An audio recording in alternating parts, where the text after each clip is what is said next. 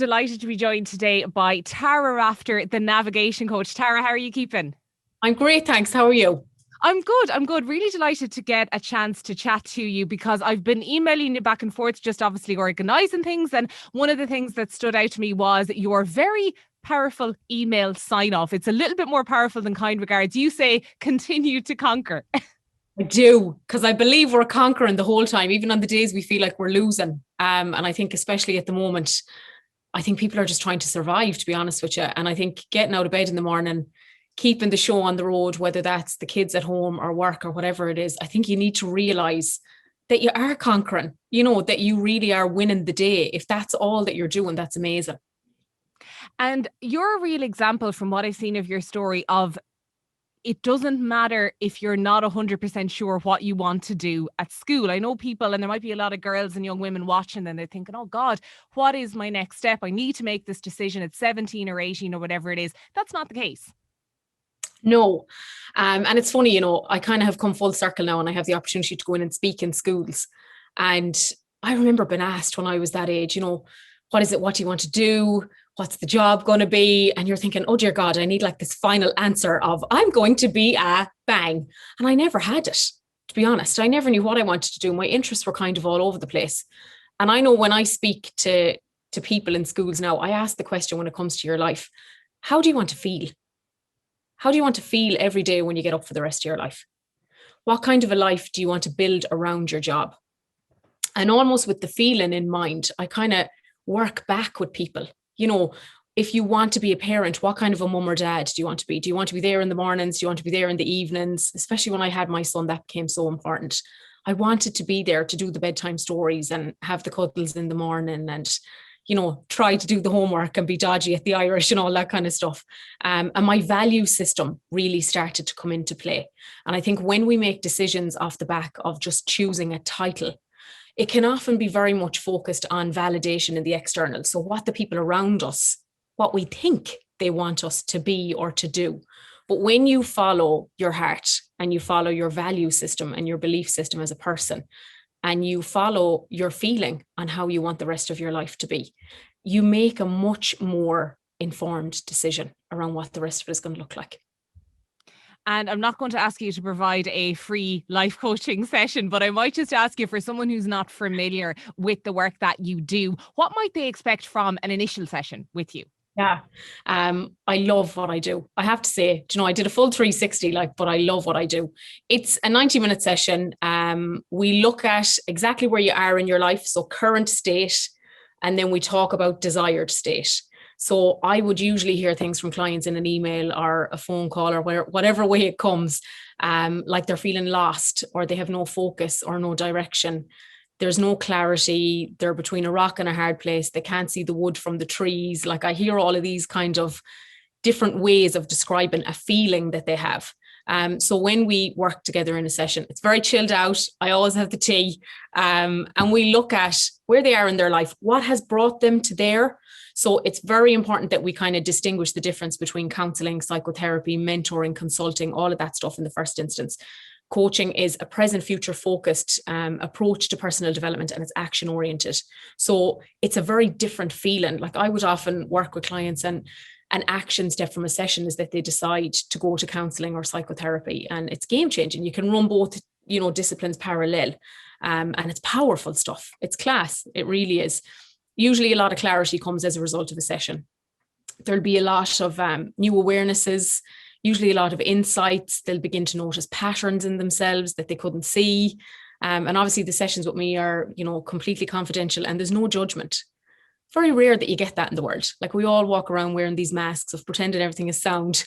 And it's lovely and refreshing to come into a space where you can just be yourself. And if you're afraid of something, even if it sounds irrational, that you can say it out loud to someone and talk it through. It's lovely. It's such a privilege to do the work, to be honest. And we mentioned that you didn't necessarily have a direct path into life coaching and becoming the navigation coach. And I know there have been some challenges throughout your upbringing that you are open about and you do speak about. So if you wouldn't mind maybe telling or talking us through those a little bit. Yeah. So I came from a family where, alcoholism was a huge thing. So my dad was a binge drinker, and it was a severe binge drinking. And domestic violence was sadly something that was a regular occurrence in the house. And I learned, I suppose, as I got older, to be able to separate the person from the pain. And I can see so clearly now that he was in so much pain. And when you're able to do that, you're still able to maintain the love that's in the relationship. Like, I love my dad, you know, he's not here anymore, but I was able to separate the person from the pain, which was so important for me to be able to have some shred of a relationship with him. My mom was a legend. She sometimes worked, you know, 4 jobs to keep the show on the road. As a result of everything that happened with dad, she had, you know, her own huge mental health battles, would have suffered with depression and anxiety, and, you know, became very dependent on benzodiazepines. And, you know, she was trying to numb a lot of what was happening. I have one brother and he's 6 years older, class human. He's a drummer in a band. And he was that bit older, so he was gone a lot. And I think the pressure of everything at home, it's funny, you know, when I think about it now, and if there's someone listening that's in a situation like that, I developed a set of skills out of being in that situation that have served me in more ways than I can ever tell you in my life. So when I work with clients now, I can spot pain 100 miles away, especially when it's masked. I can read people really quickly. I can read a room really quickly. I can pick up things in someone's tone of voice or in someone's body language that maybe someone who hadn't been through the trauma that I experienced would. So I believe that, you know, as mad as it sounds, my circumstances began to mold me into the person that I am now. And I was out working with Mam from when I was 8 or 9 years of age. It was different times, obviously. And I used to be packing chickens in Dunn's, like she was a merchandiser in Dunn's. And all I knew really was to work and go and do what you were told and, you know, take the bit of pressure that you could offer. And retail was the norm. And when I finished college, I hadn't a clue or when I finished school, I hadn't a clue what I wanted to do. Not a clue. Business seemed normal because I was packing in shops for years. So I went and did an honours degree in business and came out the other side of that, went to Australia to live the dream like everybody could do before all of this. And it was class, but I was there about 4 months and had a phone call that my dad had died very suddenly. He was only 58. So flew 36 hours across the world to get home. I'll never forget it. And it was such a hard time. You know, my mom and my brother were just smashed to pieces from it. And I remember starting in the local SuperValu on a Sunday evening on checkouts. And I was definitely grieving for probably a good 6 months. The head was down and you're just kind of trying to get through the day. And I had a conversation with the owner of the store, plucked up the courage on a Tuesday and said, listen, you know, I can see the potential that's in the store. I have an honours degree in business. I had worked in Dunn's since I was 8, right? And I said, look, give me a chance, you know, and fair play to him. John Maloney from Maloney SuperValu here in Ballina, he took me off the tills and gave me a chance. And within a year, I'd say, I had keys at the store and I was on trainee management level and I moved up and up and up and I stayed with SuperValu for 9 years. It was class. And I ended up with 42 staff on a management team of 3. Store was flying. In the middle of all that, met my husband and all the good stuff that happens there. And we had our son, Kai. And I think when I was on maternity leave with Kai, everything changed, to be honest. You know, I had made promises to myself when I was probably around 11 that if I was ever lucky enough in the world to be someone's mother, that I would want them to have a much better life than the life that I had. And it really came into light once I had my son. When I was on maternity leave, I kind of had time to have a breather. My mom at that stage had been diagnosed with a progressive lung disease called COPD. It's a ruthless, vicious disease. If there's anyone listening that has someone that has it, and it takes its toll physically, mentally, emotionally, spiritually. You know, I could see the 4 pillars of her being were challenged, to be honest. And my brother and I stepped in and cared for her. And kind of as that was happening, I was looking at life and looking at where it was all going. And I took the leap, you know, and I left SuperValu. And Jesus, I'll never forget it, Fionnuala. I was so afraid. Like, I remember driving in to hand in my notice and I pulled my car in 3 times on the road to get sick. Everything in me was like, Tara, girl, we have a mortgage and a husband and a baby. This is not the time to jump off the career ladder. But I knew I had more to give. That's the only way I can describe it. I knew I had more to give the world. And the people bit had always been the undercurrent. Like even when I was in Duns, you know, I was always the person that people would come to for the chat if something was wrong, and I loved people and being around people. And I started researching courses. And, you know, for anyone again listening, I took the absolute scenic route, lads. I didn't wake up one day as the navigation coach. I did food safety. I did digital marketing, all these courses online when I used to be up feeding Kai at night. And I kind of was experimenting with different things to see what felt right. And that was the big thing, what felt right. And I did a train the trainer. I'll never forget it, in Dublin. And you know, they do them gammy icebreaker things where you have to, and everyone's like, oh, Jesus, why did I do this course? So they did that around the room. And the last man at the table was a life coach. And I had never heard of it before. And I remember chatting to him at the 11 o'clock tea break. And I was like, listen, come here, sorry to be so completely, you know, out of the loop. What do you do? And he started talking about it. And I always say when I tell the story, the only way I can describe it, it was like a light went on in my head and in my heart. And I was thinking, oh my God, like that's it. How could you get to be that? And then I started Googling under the table on the phone, as you do, life coaching courses. And I found the Irish Life Coach Institute. And I started training with them. And I never looked back. It was amazing. It's just, well, your passion radiates. I know we're on Zoom, but I'm sure anyone who's watching this will see it. Your enthusiasm is really there. And I just actually want to pick up on where you said you were trying loads of different things like, food safety. And I think there was something digital in there as well. I think there might be an element in some people, if not a lot of people, whether it's in their careers or relationships, that they feel maybe, I've invested so much time in something. It might not be working for me, but I've invested the time. I'm going to stick with it. Whereas I'm getting the sense from you that, okay, you're open and willing to that change. Like, how important is that willingness to be accepting of change? It's huge. And I feel like in life, you know, in my mantra inside my head, I think it was especially, you know, after losing dad and losing mum, and I had seen such pain and experienced such loss, my mortality came into question very clearly. And I realized, like, we don't get to come back. This isn't a dress rehearsal. Tomorrow is not guaranteed. You know, if you are not happy doing something, what's the worst thing that can happen if you try something else? And I have always viewed the world like that. And it has been, you know, concreted even more, I suppose, since losing mum and dad and since having my son. But yeah, we don't get to come back. What is the worst thing that can happen? You hate it. Like, it's so funny when I look back now. I did food safety auditing, digital marketing, health and fitness. And it's gas because now when I work with a client that wants to get to base camp of Everest, I can use some of the words and the knowledge that I learned in the health and fitness online course to be able to build rapport with that client. When I work with a business, I can take down their health and safety files and I understand exactly what I'm reading. And they're thinking, how does she know this?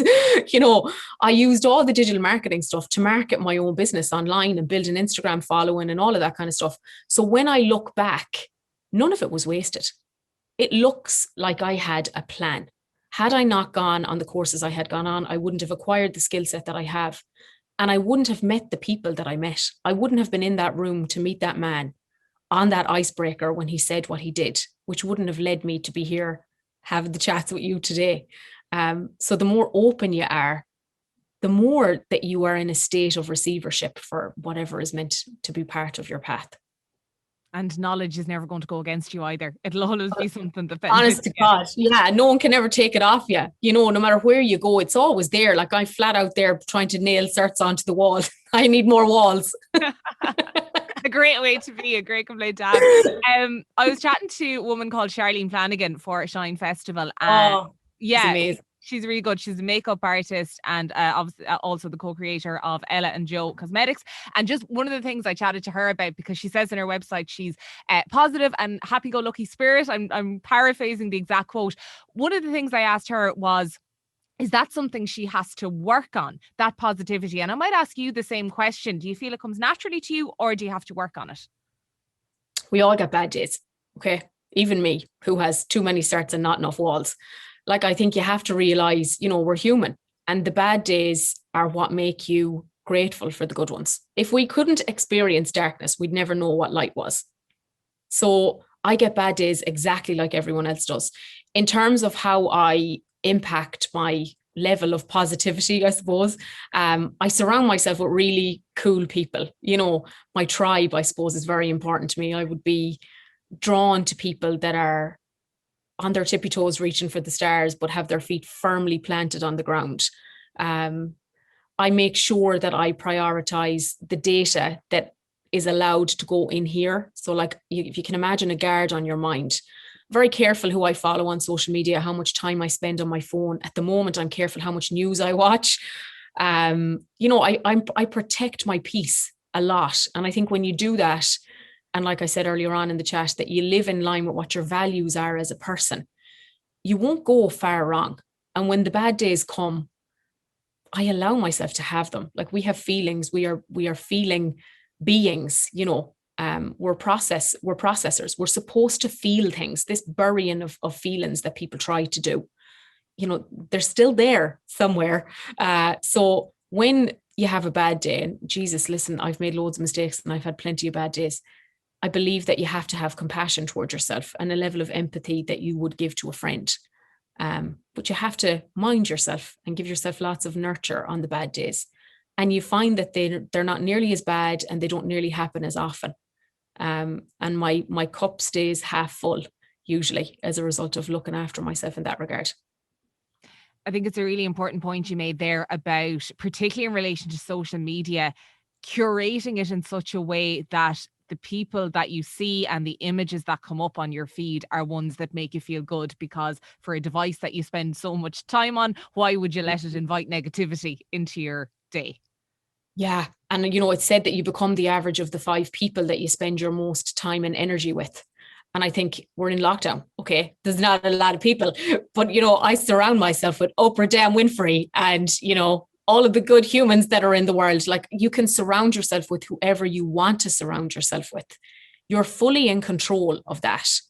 I find a lot, you know, I notice it with everybody, not just any particular age group or demographic, to be honest with you.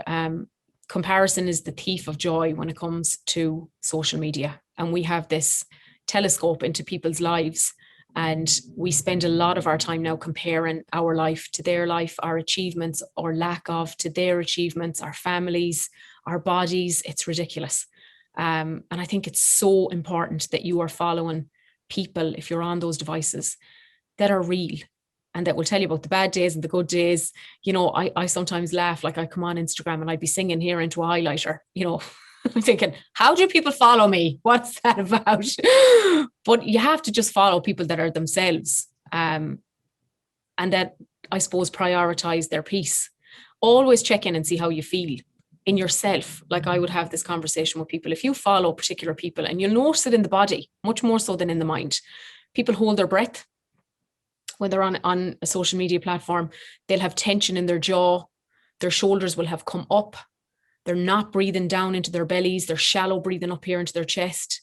And there might even be a low level tension or anxiety that's happening in their tummy. You know, people tap their feet. Lots of things happen. Check in with your body the next time you're on social media and just notice what your body is trying to tell you. Are you feeling comfortable and energized in that environment, or is it depleting you and making you uncomfortable? Because if that's happening, then the body is giving you signals that that's not a place for you to be. Honestly, this has been such a fascinating conversation. I feel I've learned so much from it. So I hope everyone who's watching also feels the same, because particularly interested in that line about you become the average of the 5 people you surround yourself with. That's really, really To interesting. be flat out now deleting and blocking everyone. Talking to you. Will you remind us where people can follow you on social media? Yeah, I keep it simple. Everything is the navigation coach. Just type it in, up I come. Yeah, it's very easy. Fantastic. Tara Rafter, the navigation coach, as I said, an absolute joy to speak to you. I might just ask you as well, what would you love to say to your 14-year-old self? You are enough. I remember doubting everything about myself, everything I said, everything I did, everything I wore, every decision I made, feeling like I wasn't enough for anyone in the world. I'd love to go back and tell her how proud I am of her, that she's a brilliant daughter and a brilliant sister and a brilliant friend, all of the things that she needed to hear, because I don't know how she did what she did, And I don't know if she ever thought that she would be capable of all that I have achieved. And I'd love to tell her that she was capable of so much more than she could ever realize at that age. I think it would have made a difference. That is a fantastic message. And again, one that I hope a lot of girls and young women listening will take on board. Tara Rafter, thank you so much. And hopefully we'll cross paths at some point again in the future. Please God. Thank you. It was lovely to see you. Thanks a million.